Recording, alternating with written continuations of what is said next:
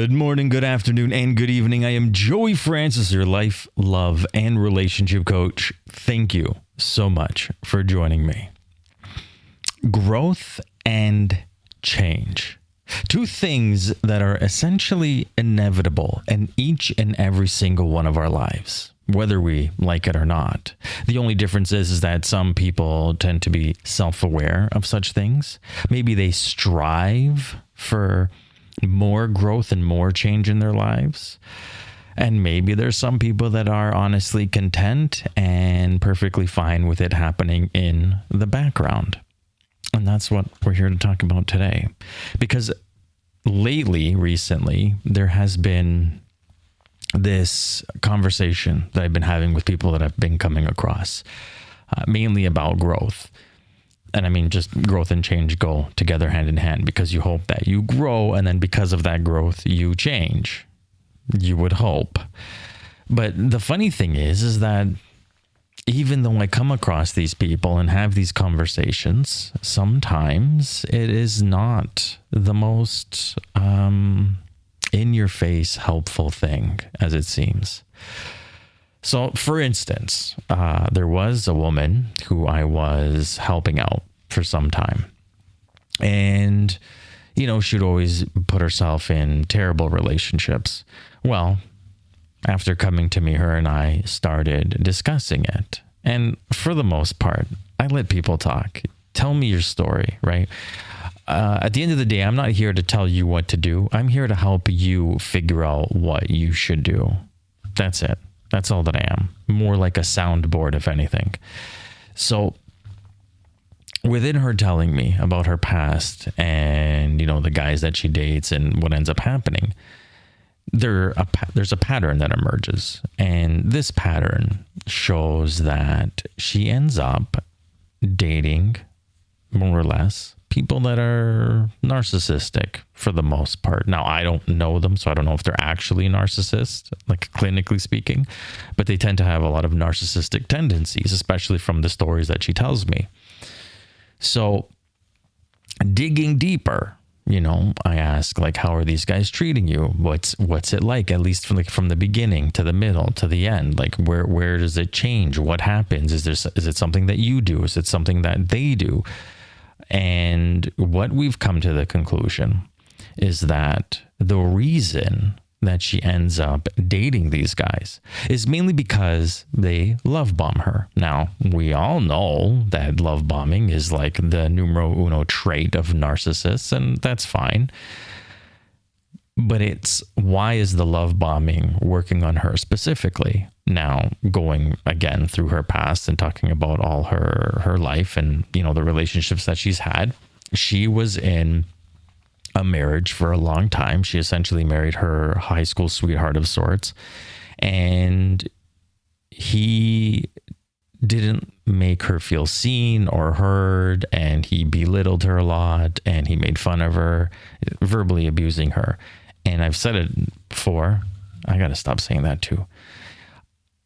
And I got to stop saying, you know, because I do it way too often. I digress. So she's in this marriage, and her ex-husband belittles her, verbally abuses her. And like I've said before, if you hear something enough, you're just going to start to believe it. And see, like, that's the problem, because this is not only coming from, you know, not just a friend or a family member. This is somebody you chose to spend the rest of your life with, somebody that you chose to love.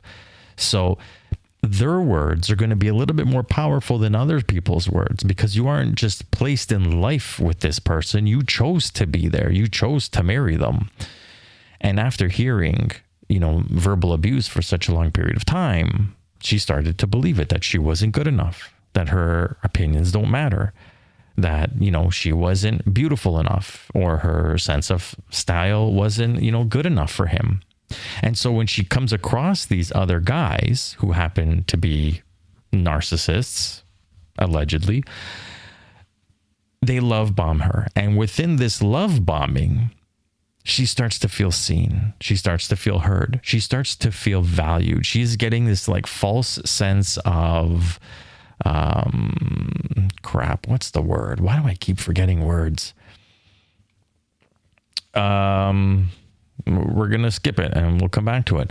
So she's getting all these feelings, even though it's completely silly, because like, let's be honest, you know someone for 5 minutes, them saying that you are like the greatest person in the whole universe and I have no idea how I lived my life without you until this point. It's a ridiculous thought. I mean, just on the surface of things, even if it was love at first sight, right? He has no idea how she is when she's on her period, and I don't give a shit what anybody says, okay? You know, some women don't change a lot, some women do. And you don't know it until you've experienced it. So how can you say all these things when you haven't even experienced like the basic changes in her mood, depending on what time of the month it is? And I don't care if you get mad at me, it's a fact, it happens, okay? Anyways, moving on. Validation. That was the word. These guys are validating her, and it's like a false sense of validation because there's no context. There's no meat behind it, right? It's, I talked to you for a few minutes. I've seen some pictures of you. I think you're attractive, and boom, you're the greatest thing in the whole world. And she falls for it time and time again. So within this conversation her and I are having, she's starting to learn about herself, right? She's starting to grow, so to speak.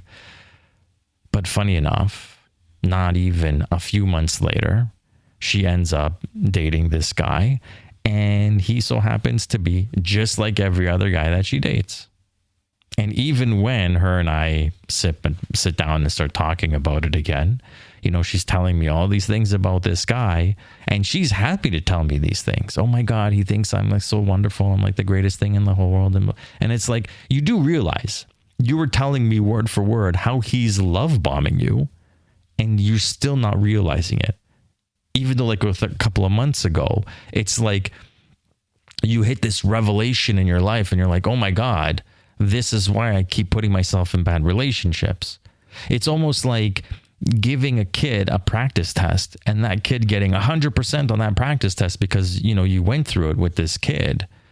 And then when it's time to give the kid the real test, he scores 0. And then you're just there scratching your head wondering why did this happen? Why is it like this? This doesn't make sense whatsoever. Anyways, this is my point when it comes to growth and change, right? Because she may have grown in terms of understanding why she's putting herself in these terrible relationships, but she's absolutely doing nothing about it. You know, it's like, hey, great, I know this information, but you know, reading it in a book or talking about it with somebody else is completely irrelevant when it comes to, you know, the real life experience of things and putting these things into practice. Does she realize she's being love bombed? Because when I was talking to her, it didn't seem that way. And it's like, you do understand that there's no way that he can know all this stuff about you so soon or have these feelings about you so soon. Like, it just doesn't make sense. And that's when it clicked for her. And she's like, oh, wait a minute. You're right. I fell for it again, didn't I? And then it's like, yeah, I think you did. I mean, but this is for you to like decide and figure out and like reflect on. She ended up staying with this guy for some time, and he ended up being another narcissist and taking advantage of her and essentially, you know, doing all the things narcissists do to people. And then it ended badly, because it always does with a narcissist. And to this day, she still, I don't think, hasn't learned. You know, we will see when the next guy comes around, because who knows when that will be. But this is my point, that just because you think you've grown, it's also about implementing the things you've learned into your life for the future, for the next time things happen. Okay?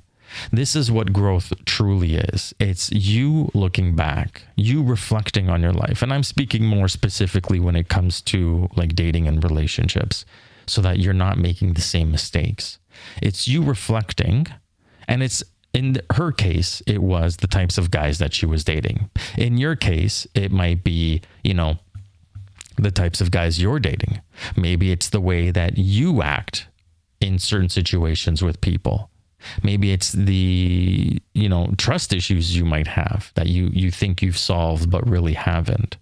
Because the funny thing is time and time again, as I come across women for my own personal dating life, and I talk to them, and when we start getting into topics a little bit deeper, I end up finding out that they're not over their ex yet, or they're doing this because they need an ego boost, and I mentioned some of these things last week. So what are this idea of growth and change? Like, what is it truly? Because it's a buzzword. It's on so many people's profiles. And at the end of the day, it almost like it means nothing. So I ask you out there, what are you reflecting on when it comes to your past relationships? What have you learned? And are you implementing these things into your life? Now, this is like one side of this, dice, so to speak, because there's obviously so many different sides to life and so many different ideas and visions when it comes to this stuff. Now, I'm going to tell you a story about a girl that I matched with and came across. We didn't even end up going out on a date, and I'll tell you why. So, we matched and started talking, and obviously, talking about what we do. And I don't mind sharing that I do the podcast, obviously, trying to promote myself, the podcast, the dating and relationship coach, as well as the self-help books, and my main business being in fashion. Anyways, so right away, she wanted to start talking about growth and change and getting deeper into things. And it's like, okay, yeah, I love this conversation. I've essentially made it a big part of my life here, right? And as we're talking, she starts going into like next level shit, like even shit that's beyond me, talking about the fourth dimension and the fifth dimension and the sixth dimension and the seventh dimension, and trying to reach these dimensions, mentally speaking. And I've like toyed with these sorts of ideas in like my own research and my own thinking, but this isn't, something that is on the forefront for me.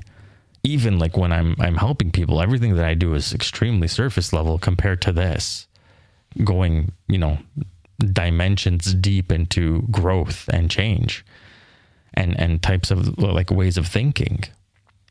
And this is essentially where the whole idea of her and I ever dating or anything was to happen. This is where it all came to an end, because she's essentially starting to preach to me that every single person needs to be doing this. And I did the cardinal mistake of asking why. Why? And her answer was, because people need to open up their eyes and they need to see the world as it really is, and blah, blah, blah this and blah, blah, blah that. And people are sheep. And it's like saying these things, and I don't even know if she even knows what she means by all of this, because I'm getting extremely confused. People need to open up their eyes to what? To the seventh dimension of what? For what reason, right? Because when you peel back all these layers, what is even the point of living? What's the point of life at the end of the day, right? Each and every single one of us is going to have a different answer for this. Some people want to change the world with an invention. Other people want to, have a family and procreate. Some people are out there and they want to serve their fellow man, be a doctor or a nurse. Some people want to exude their creative energy and create art or woodworking or anything along those lines. Some people want to build, some people want to fix, and every single person on this planet is going to have a different idea of what it means to them. But I think you can really boil it down to being happy. You want to live a happy life, whichever way that means for you. And at least for me, living a life with love. And there's even like that Harvard study I've mentioned before, where if people get married and live in a loving marriage, they tend to live longer. So love, obviously has a big role in our lives. So I think that if people are living a loving and happy life, then, what difference does it make on what dimension they're thinking or seeing? And the funny thing is I said this shit to this girl, and it literally, like, I can almost feel her anger through the phone, because I didn't agree with her and I challenged her way of thinking. And I never said that her way of thinking was wrong by any means and by any stretch of the imagination. All I said is, why is that relevant for everybody on this planet? Why does everybody need to grow and change to your idea or your level? Right? Who are you to say this? What about Tom? You know, when Tom's living a wonderful life, he has a good job, he enjoys his coworkers, he wakes up with a smile, he goes to work, he comes home with a smile, he loves his family. Why does Tom need to be on the seventh dimension of thinking? Tom doesn't. That's the thing. You know, if it's something that works for you, then so be it. It works for you. There's no need for you to come here and, you know, tell Tom, like, Tom, listen, you are living a wonderful life. You have a loving family, you have a good job, you enjoy life, you're happy. But let me tell you this, Tom, you shouldn't be happy because there is a fourth and a fifth and a sixth dimension of thinking. And because you don't know these things, you should not be happy. You should be striving to reach this growth. And then Tom's going to look at you and be like, are you fucking serious? No, I don't need any of this shit. You know, I'm happy. I'm happy where I am. I have what I need. I don't need any more. I'm good. I'm happy. And that's it at the end of the day. You know, it's like the same thing with religion and how there's people out there that have a belief, you know, they go to church or temple or wherever their house of prayer or God is, and they live their life and they're perfectly satisfied with it. And then there's the other people that will come to you and say, hey, your religion is the wrong religion. My religion's the right religion. You need to change and join my side of things. And it's like, no, they don't. They don't.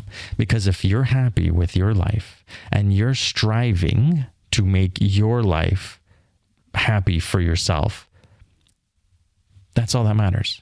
And see, like, this is where the whole thing with growth and change really take place. Because although we are always growing and changing, all of us, every single one of us. I mean, here's another example for you. You know, you like boiled eggs. And then you realize that if you boil an egg for 6 minutes on the dot, take it out, put it into a bath of ice water to stop the cooking, then you have literally the perfect medium boiled egg where the whites are set and the yolk is creamy and delicious. That's the way I like my boiled eggs, especially with ramen. Delicious. Anyways, and if you boil that egg for 7 minutes, for 8 minutes, even for 6 minutes, take it out, but don't put it in the ice bath, you're going to realize that you don't have that creamy center, golden and deliciousness yolk of that egg.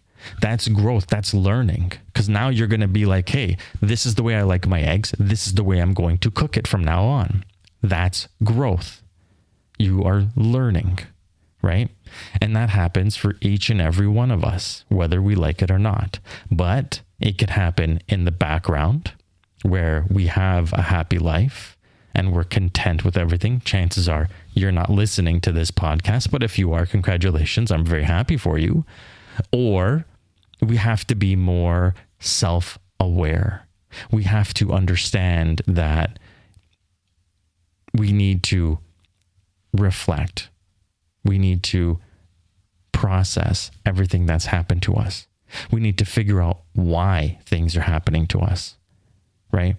And I mean, there's even that, there's like, you know, sayings and everything about, you know, if you date 5 people and the same thing happens with all the 5 people, is it really those 5 people or is it you? Like, which one's the problem now? Because the same thing continuously happens. Is it you or is it the 5 people? Did you just get so lucky that you met 5 of the same people? Because here's the funny thing. It's possible, especially if you have a type, because you keep dating the same type of person. But at the same time, could it be you? And these are the things that you need to like sit down and reflect and look back on and say, hey, wait a minute. Is there something that I can do to change this outcome? Whether it's me or them. Because the funny thing is, even if it's them, it's still you because you're the one that's choosing them, right? So, and here's another little story. So talking with this guy, in going again through his past relationships and the type of girls that he attracts or is attracted to and lets in his life. And we break it down and we sort of figure out, okay, like maybe there was this type of woman that you need to stay away from. And he's like, yeah, you're right. You're right. Okay. And he figures it out for himself. He meets another girl. Oh, before he meets another girl, he says to me, listen, I want you to sort of, help me be accountable. I want you to sort of be like my guardian angel. I'm like, yeah, that's fine. I'm not going to like follow you around and shit. But if you want me to meet the people that you're dating, like closer to the beginning than when things get serious, yeah, absolutely. And I can give you my feedback. No problem. So I meet girl he's dating. And for those of you that are listening and not watching, I am shaking my head because the girl that he ends up dating is literally cookie cutter of all the other girls that he's dated, similar with the woman from the beginning of this episode. And I say to him, hey, listen, you told me you want me to help you be accountable. Well, this is me helping you be accountable because as it seems, I don't know her. I only know her from, the 5-10 minutes that I saw her and got to talk to her. But from what it seems, you're putting yourself back into the same pattern. And since you asked me to speak up, I'm speaking up. But what you decide to do with this information is completely up to you, 100%. So, and he got mad at me. He asked me for this, but then he got mad at me. Oh, what do you know? She's not like the other one. She's different, blah, blah, blah, blah, blah. And I'm like, okay. I'm just the one that you told to check in. So I'm checking in. Here we are. Right. Lo and behold, she was exactly the same like the other girls because he likes to date a specific type of woman. And it just turns out that he gets taken by them. Right. It is what it is. That's life. But yeah, this is the thing. If you see that you have a problem, specifically like in this type of situation where you might be dating the same type of person over and over again, maybe you have a friend or a family member that you trust that you can, employ to help you stay accountable, like this guy did with me. The difference is that you, unlike this guy, when someone comes to you and says, hey, you told me that you want me to help you be accountable, here I am, you don't get mad and you take what they're saying seriously. And at least if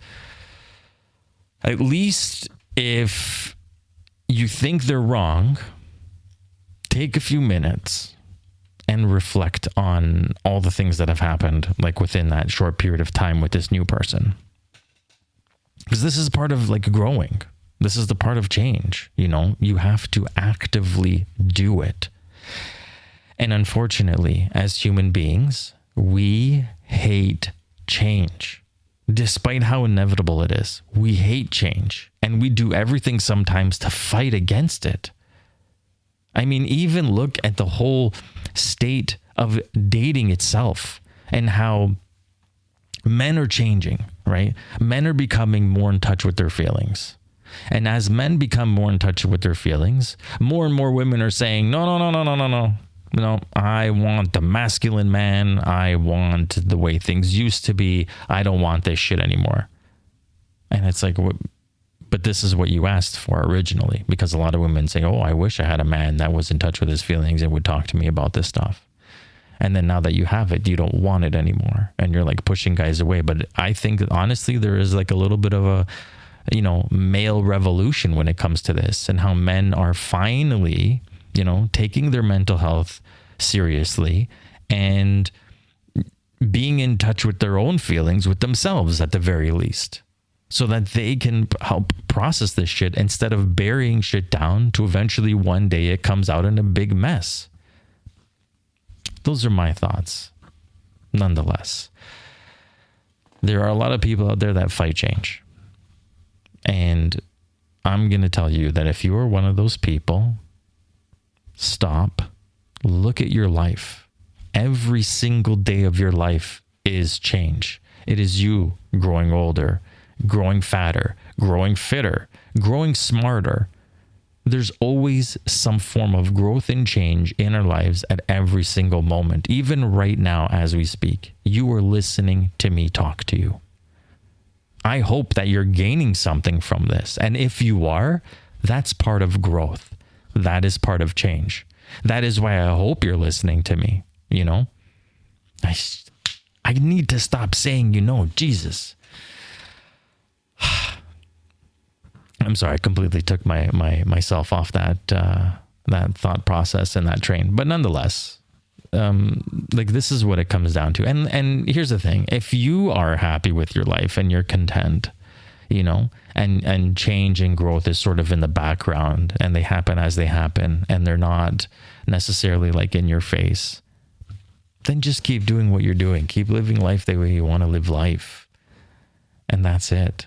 And if you happen to be a single person who's happy, and I always say this, you should be happy if you are a single person who wants to date, because you cannot rely on someone else to provide you with happiness.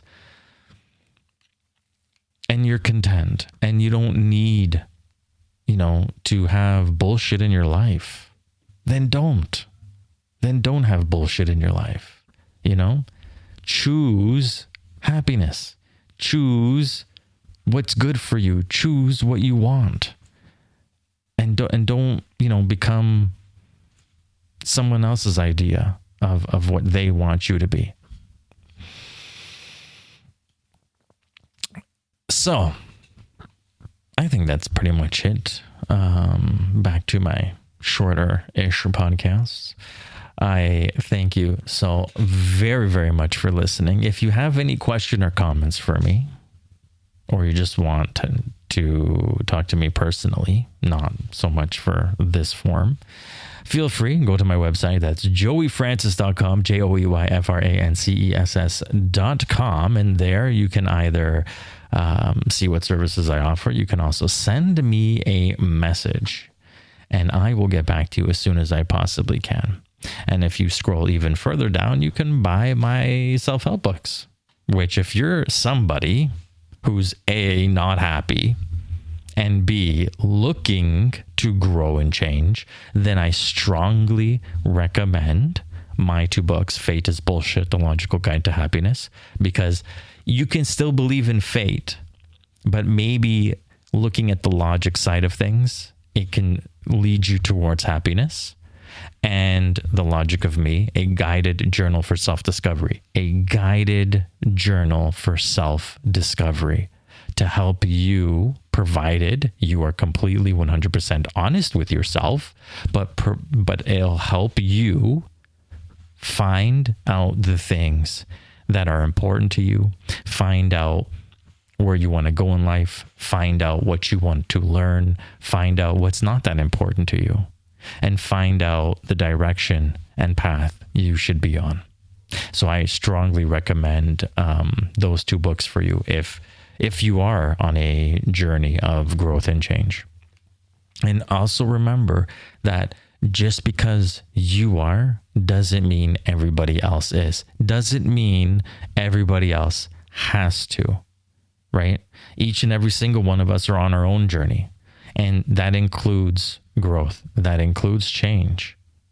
Oh, I can't believe I forgot this. This was like the whole idea of this STAM episode, and it completely slipped my mind because I was too busy telling stories. When we meet someone, right? And if we've listened to my past episodes, I hope you're still listening and haven't been like, okay, he's ending the episode, I'm going to pause it, I'm going to shut it down. When we meet someone in life, right? Now, if you've listened to my past episodes, what are you ready for? What do you want? What don't you want? How you want to be treated? Those things that I literally try to hammer inside your head every time. But let's imagine you find someone who has the same idea of what you both want, who has the things you're looking for, who doesn't have the things you're not looking for, and who is going to treat you the way you want to be treated. And you have all these things and you think, hey, that's it. Close the book. Stick a fork in my ass. I am done. let's make a life out of this, sayonara. There's another big part to all of this, and that is growth. Because when it comes to a relationship, two people, you either grow together or you grow apart. And it's going to be one of those two things. In fact, if you ask a bunch of people who got married young and are divorced, there's a whole bunch of them that there is no bad reason to why these two people separated and got divorced. The guy didn't do anything bad. The woman didn't do anything bad. But the answer is they ended up growing apart. Now, a lot of people might think that's a bullshit excuse. That's your prerogative if you do. But it is very much the truth. Because each and every one of us have an idea of what we want our futures to look like, even if it's with somebody else. And I strongly suggest that if you are getting serious with someone, that you have this conversation with them about your future, about your growth together, about change, and what your life will look like a year from now, 5 years from now, 10 years from now. Because it's going to be different. And it might be different. It might not be so different. Maybe it's very similar. And then you'll have a better understanding of, hey, wait a minute, this might actually work down the line. Or you might think to yourself, fuck, this really sucks. I found somebody who has all the things I'm looking for. It makes me feel great. But then, they see the future different than I do. And then what? You have obviously a choice. Are you going to sort of compromise both of your futures to make like one, common ground future? Do you go your separate ways? Or is one person going to fold over the other? And this is a very important thing because, like I said, a lot of people in the past got married young, end up getting divorced, not because someone was being bad or malicious, but because they just grew apart. And I don't know about you, if you haven't experienced it, do you want to experience that? Because I don't think you do. I don't think any of us want to experience that, where we find love and then essentially we just watch as that love goes farther and farther away as every day passes. That sounds really sad. So, most importantly, when you start dating someone, aside from your own personal growth, aside from how your life is changing, make sure that you and your potential partner have a conversation about what growth and change looks like for the two of you for the future. And I say this because, especially with, being a little bit older, and, the majority of you guys being a little bit older, there is some of you out there that, for instance, want to have a family because you haven't had that opportunity yet. And I literally come across women who are in their late 30s, early 40s, mid 40s, who still have the idea that they're going to have a child. Now, with medicine, modern medicine, it is very easily done. They say that, the odds of things going wrong obviously increase. But nonetheless, it's happening all the time. I literally heard a story from someone that a 48-year-old woman was pregnant and having a child. So, you know what I mean? If you're still having your monthly friend, then you can still get pregnant. That's just basic, like, what is it? Like grade 6 biology class? 7 maybe? I don't know.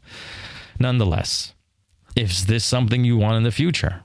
Because someone that may have not done it is somewhat of a rarity. The majority of people that are our age and single are usually those who have come out of something, divorced, maybe or maybe not have kids already. But nonetheless, they usually have decided whether they want to or not. And if you happen to be someone who wants to have kids and are in their late 30s, early 40s, and you're dating someone of a similar age or older, you're going to need to have that conversation with them because they might have already kids. They might have decided they don't want kids anymore. And essentially, right then and there, the relationship's over before it even started. And this is, like, again, the whole point of why it's so important that Yeah, that light. I know I'm like ADD sometimes. It is so important that you have these conversations with these people about what your future is going to look like, because again, it could be over within 5 minutes. You know, you find out that someone has all the things you're looking for, all the things you don't want, you know, wants the same thing as you, wants a future, treats you right, whatever the case is. They want kids, you don't. Done and done. And for me, you know, talking to women that have kids already and are dating, it's like, no, Baby Factory is closed. It's been closed for quite some time. There's no shot. And then you hear stories about them dating guys who have never had kids and want them. And then the guy's like, no, I think it's okay. It's fine. I understand. You know, you're done having kids because you already have kids. That's fine. And then 3 months in or 4 months in or 5 months in, they're like, I want you to be the mother of my child. And now these women are in predicaments because it's like, wait a minute. No. You told me that you were okay with the fact the Baby Factory is closed. No, it's a hard no. There is no compromise on this. It's just a no. Been there, done that. It's over. It's not happening. And if you were one of those people that literally want kids, then I suggest you put that at the top of your list when you're talking to someone and getting to know them, because these are very important conversations that you need to have to make sure that it's someone that you want. Because again, we're talking about future growth, and obviously this is a future thing. And even that list that, you know, write down all the things you want in another person, your future should be on that list, the things that you're thinking about in the future. And you should have these conversations with that person about growth. Anyways, I'm just repeating myself over and over again. So on that note, for real this time, thank you so much for listening to me. I honestly greatly appreciated it. If there is a question that you have for me, or if you're interested in purchasing my books, that's including ebook, audiobook, the whole 9 yards, go to joeyfrancis.com. That's JOEYFRANCESS.com. Again, thank you so much for listening to me. And this week, I'm just going to say to you, be self-aware and apply the things that you've learned. And that is true growth. Until next time.